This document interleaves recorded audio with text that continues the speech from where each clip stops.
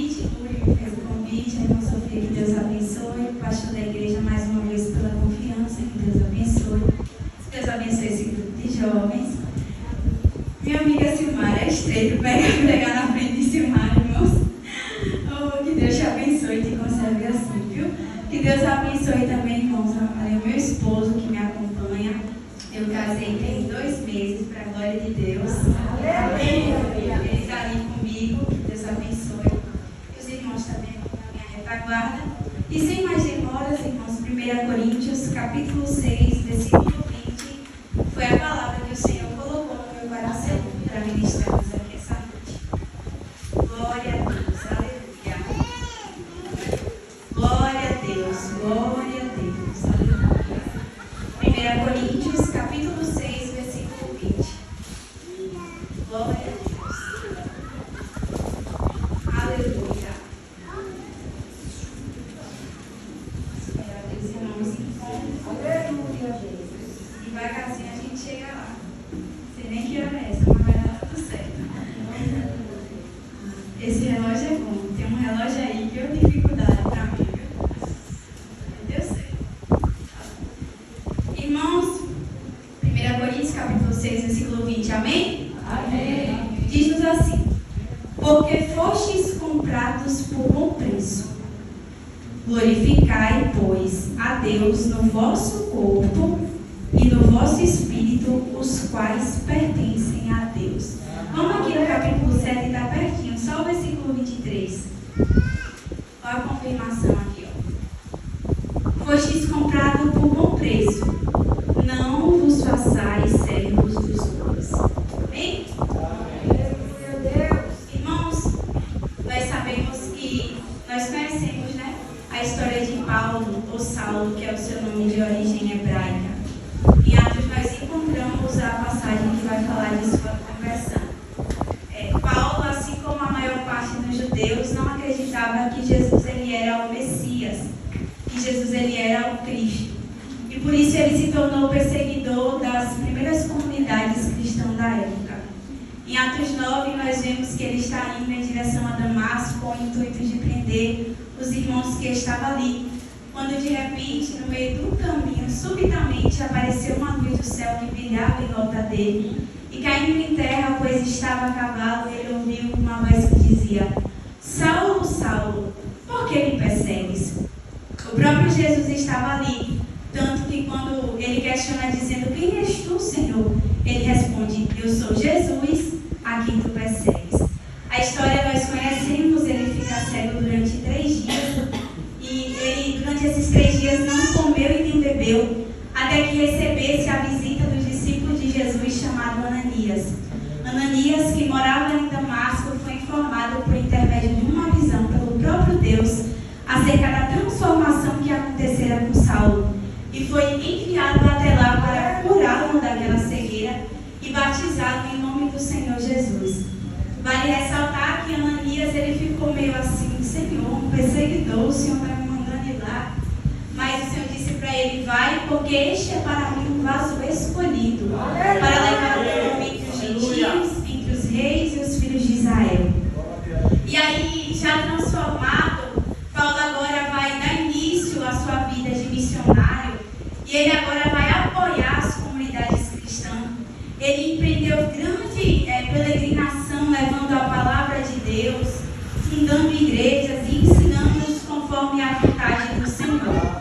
Isso é muito lindo, irmãos, porque nós vemos aqui que Jesus, que é a luz, Jesus, que é a verdade, transforma, liberta. Não é à toa que está escrito em João capítulo 8, versículo 32: e conhecereis a verdade, e a verdade vos libertará.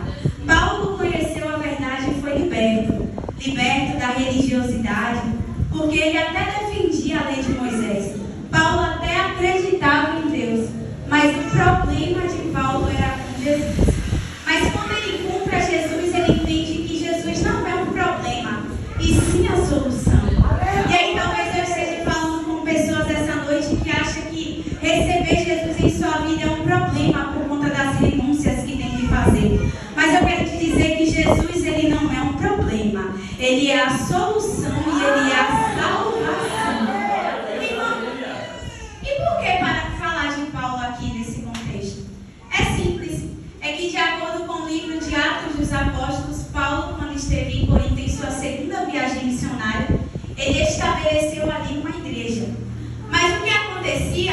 ele não se estabelecia apenas em uma localidade. Ele ia, fundava a igreja, levantava os líderes, ganhava as almas e partia para um outro local a fim de alcançar mais pessoas. Afinal de contas, ele era um missionário. E por isso ele se comunicava com os irmãos por intermédio de cartas. E é aí que ele escreve essa carta aqui aos Coríntios. A igreja de Coríntios, irmãos, era uma igreja muito problemática. Por exemplo, ao invés de estar unida, ela estava dividida com diversos grupos. Ali tinha escândalos, problemas de imoralidade sexual, tinha conflitos acerca dos dons espirituais. Então Paulo, ele vai tratar desses assuntos porque a igreja pediu que ele enviasse uma carta opinando acerca dessas coisas. E no início dessa carta, aqui no capítulo 1, e o versículo 12, nós vemos que Paulo vai começar tratando acerca dessa divisão que tinha na igreja. Se nós percebermos, no versículo 12 vai dizer que os irmãos ali em Corinto diziam, uns diziam, eu sou de Paulo, outros diziam, eu sou de Apolo, outros eu sou de Cefas e eu sou de Cristo. E aí vem Paulo no versículo 13 dizendo, está Cristo dividido? Foi Paulo crucificado por vós?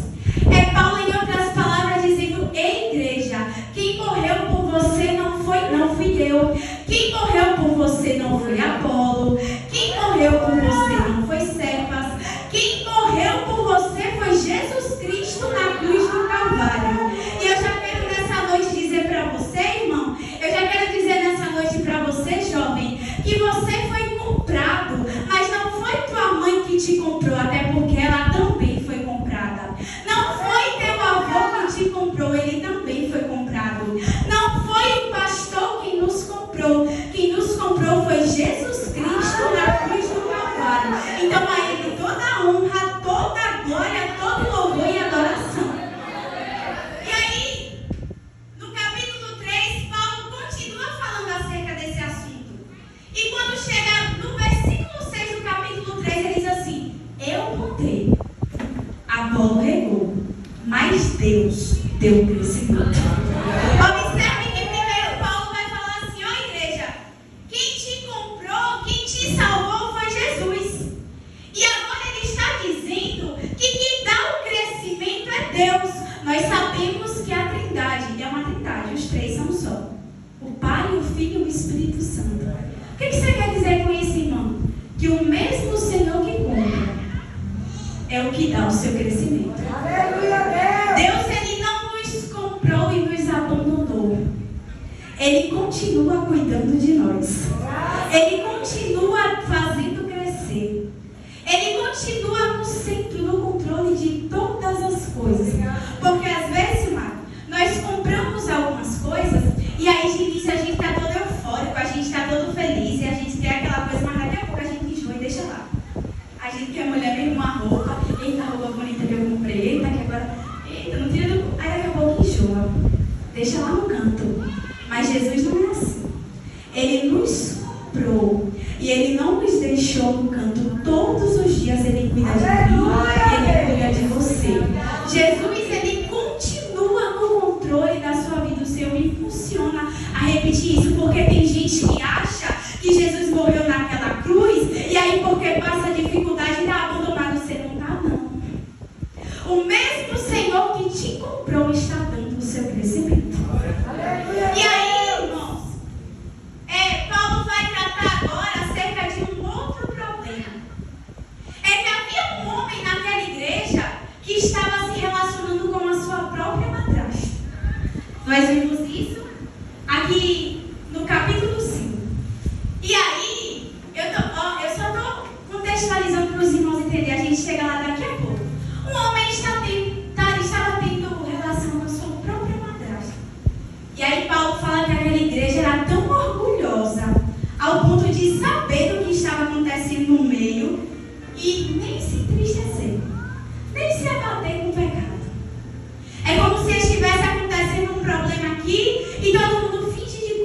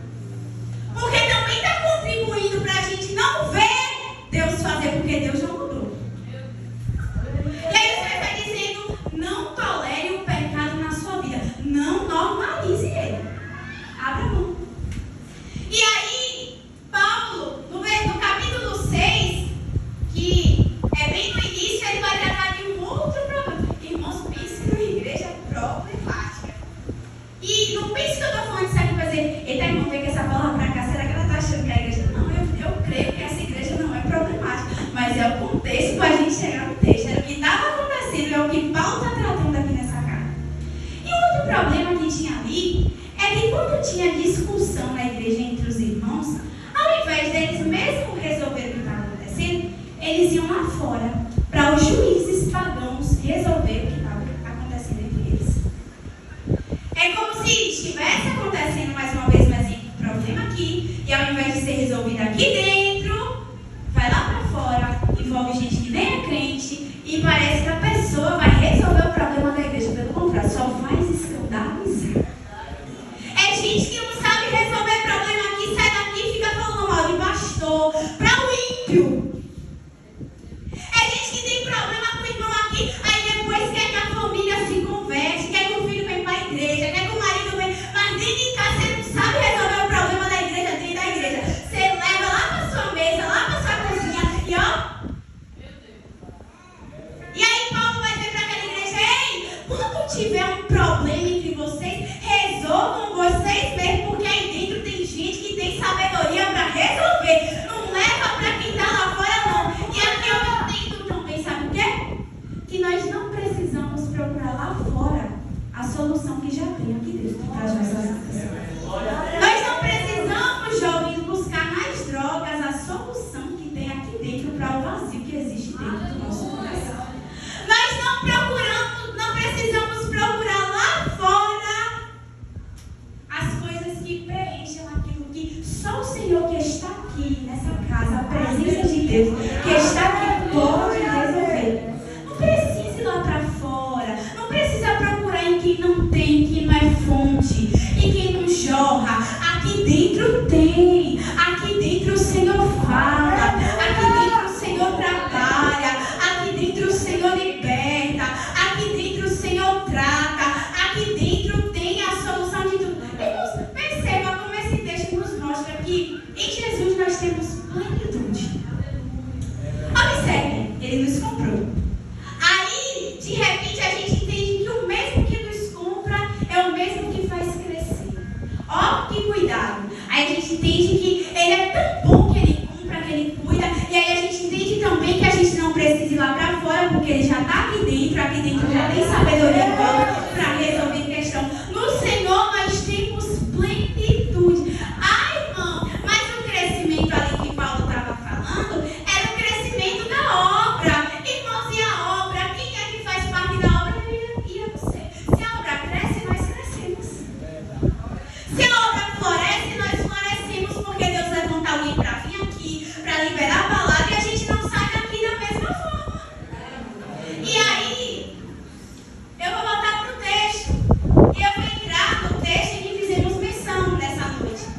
Onde o que Paulo vai dizer, vai falar agora, é sobre o uso do corpo para a glória de Deus. Sabe o que eu ainda não te disse? É que a cidade de Corinto era uma cidade pagã, que adorava a deuses estranhos.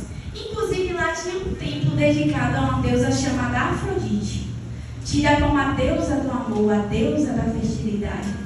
E uma das formas daquela mulher ser cultuada era, além de entregar a oferta ali naquele templo, era ter relações com prostitutas que estavam ali, chamadas prostitutas culturais.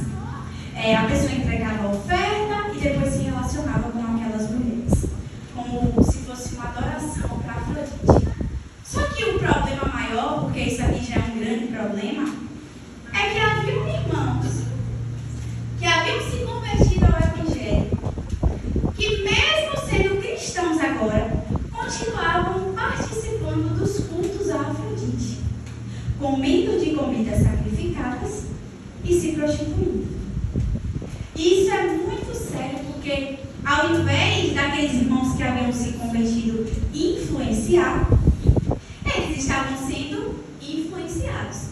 Imagina comigo, aquelas pessoas conheciam aquelas outras que haviam se convertido ao Evangelho, e aí de repente aquela pessoa que disse: ei, agora eu sou crente, agora eu estou conjecturando, agora eu aceitei a Jesus.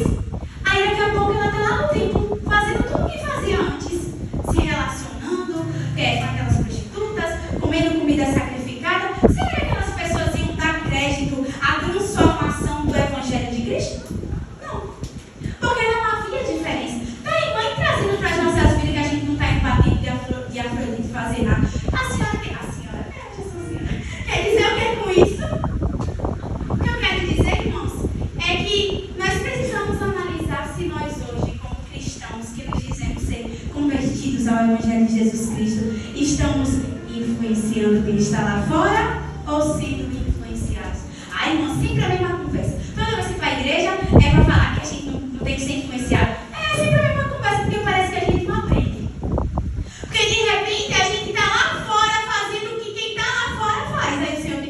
continuar falando.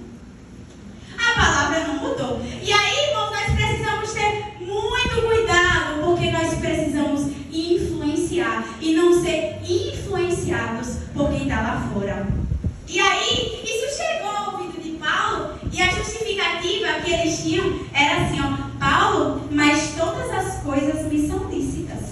Jesus morreu na cruz por mim, ele pagou pelo meu pecado, então eu posso tudo. É aí que Paulo vai dizer: todas as coisas me são lícitas, mas nem tudo me convém.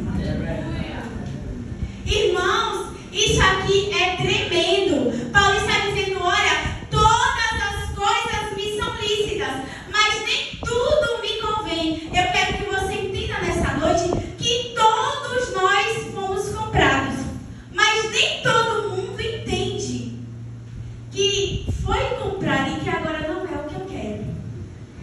Paulo vai dizer: não vivo mais eu, mas Cristo vive em mim.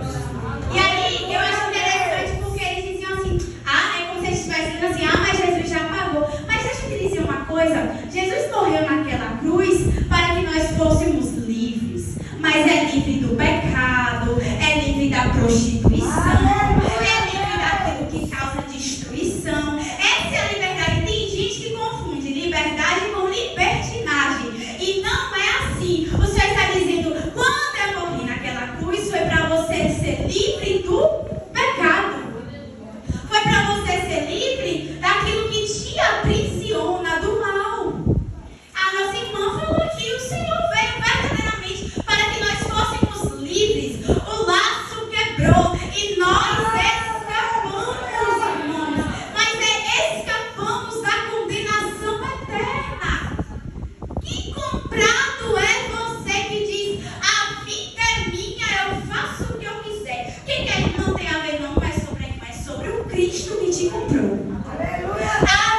Aí tem crente que ainda fala assim, como quem está lá fora: meu corpo, minhas regras. Será? Olha o texto. E aí, Paulo vai dizer assim: todas as coisas me são lícitas, mas eu não vou me deixar dominar por nenhuma delas. Nós precisamos ter domínio próprio na nossa carne contra outra carne. E aí ele dizia assim: Paulo, olha como sai. Mas os manjares são para o estômago, assim como os estômagos são para os manjares, para os alimentos. É como se eles quisessem convencer a Paulo que não tinha problema, porque o estômago foi feito para a comida e a comida foi feita para o estômago. Não tem nada não se prostituir. Que besteira! Aí Paulo vai dizer: mas o Senhor irá destruir tanto um como o outro. O alimento vai passar, esse corpo terreno vai passar. E aí ele vai dizer mais: olha, o uso do corpo vai além de tudo isso. O uso do corpo é para a glória do Senhor. Ele diz assim: vocês não sabem que os vossos corpos são membros de Cristo? O seu corpo faz parte do corpo do Senhor Jesus Cristo. Como é que você pega um corpo que faz parte de Cristo e junta ele com uma meretriz, com uma prostituta? E diz no versículo 19: ou não sabeis que o nosso corpo é templo do Espírito Santo que habita em vós, proveniente de Deus, e que não sois de vós mesmos? Irmãos, Paulo vai comparar o nosso corpo. Ele vai dizer, melhor dizendo, que o nosso corpo é como um templo. E aqui quem habita é o Espírito Santo. O que é um templo? Um templo é um lugar onde nos reunimos para adorar a Deus. Significa dizer que o Espírito Santo, ele mora em você, e o seu corpo como templo tem que estar bem confortável para ele. Será que o seu corpo está assim, legalzinho para o Espírito Santo morar? E eu falo no sentido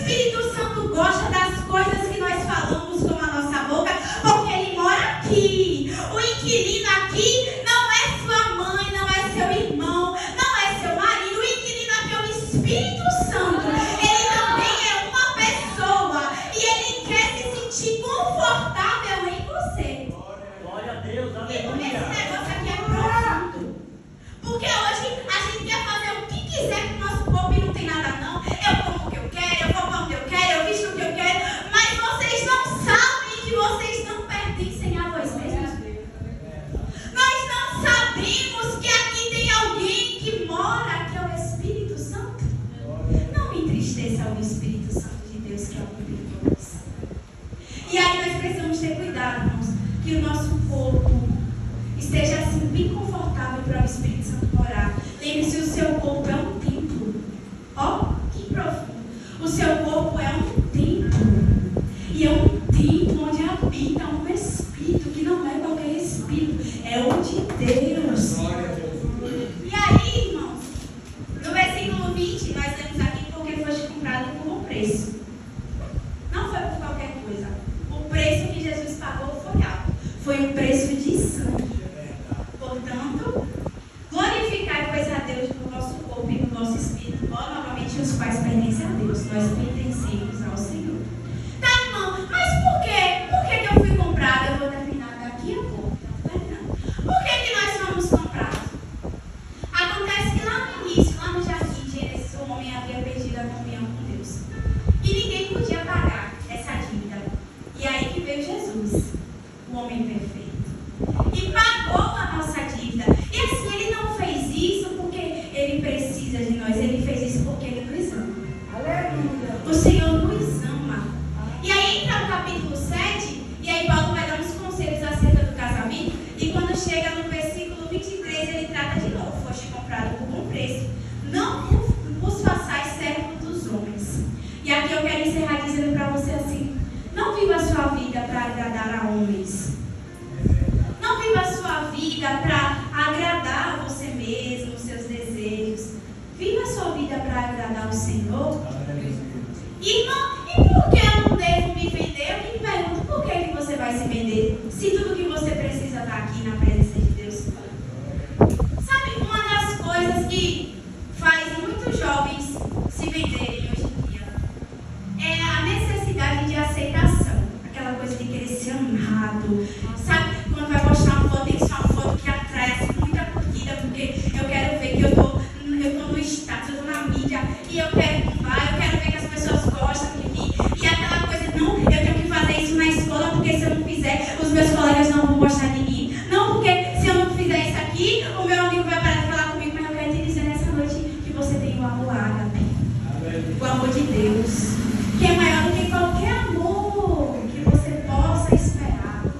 O amor de Deus é grande, por isso não se venda. E na Bíblia nós vemos o caso de muitas pessoas que não se venderam, como por exemplo, José. Ele até foi vendido pelos irmãos, mas ele não se vendeu à mulher de Potifar. E aí nós sabemos que o Senhor honrou grandemente José, governador do Egito. Nós vemos também Daniel, foi levado para a Babilônia cativo, mas lá ele não se vendeu ao manjar do rei. E o Senhor, antes do rei, ele é um dos mais inteligentes, ou mais inteligente. E aí nós vemos também Samuel, Ofni e Finéias se corromperam, mas Samuel não se vendeu, porque ele era comprado. E aí nós sabemos que embora Deus tivesse uma promessa por intermédio ali da sua mãe, mas aí se ele não tivesse na posição, talvez. E aí o Senhor cumpriu na vida dele. Aleluia. E eu vou encerrar, irmãos. Agora estreitou aqui pro meu lado, eu falei lá em casa. Falei, eu não vou cantar não. Foi porque assim, quando eu estava estudando essa palavra, vocês acreditam que o Senhor me deu um corinho dentro dessa palavra? Eu não canto, eu não faço música. Mas aí, já tem um tempo isso, quando eu fui estudar essa palavra, o Senhor me deu um corinho assim, dentro disso aqui. Aí eu falei, eu não vou cantar não, já estou pregando, tá bom. Mas eu estou me sentindo incomodada e eu vou cantar para os irmãos. E os irmãos não estão me chamando não, porque eles cantam aqui. Eu não, viu? Mas vocês viram aqui que meu negócio é outro, como me chamar na palavra. Mas vamos lá. O corinho que o Senhor me deu é assim: o que você tem feito com o que papai te